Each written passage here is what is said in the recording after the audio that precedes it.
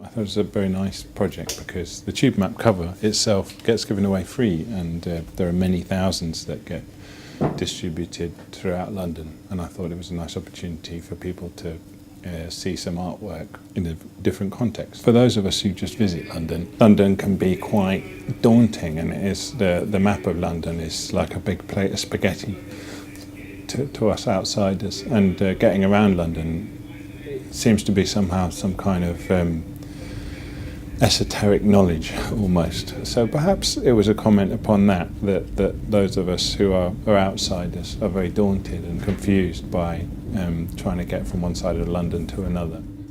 I suppose the original tube map that was designed by Harry Beck all those years ago, because it's a piece of design, it doesn't actually relate to the landscape physically. It doesn't relate to the distances involved between the stations.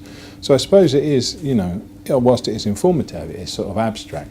And mine perhaps takes that idea one step further, whereby it's entirely abstract and doesn't bear any relationship to anything. I suppose, it's perhaps not, it's the job of design to relay information, and perhaps the job of art to relay whatever the artist fancies. And that can be information of sorts, can be useful information, can be useless information. As a lot of tourists, out-of-towners do, we tend to navigate via the Underground. And the Underground map is, I suppose to some extent, our map of London. So I sort of know London from the Underground stations. I associate Aldgate East, for instance, with the Whitechapel Art Gallery. It's probably the most useful piece of artwork, if you can call the whole thing an artwork, that I've ever made.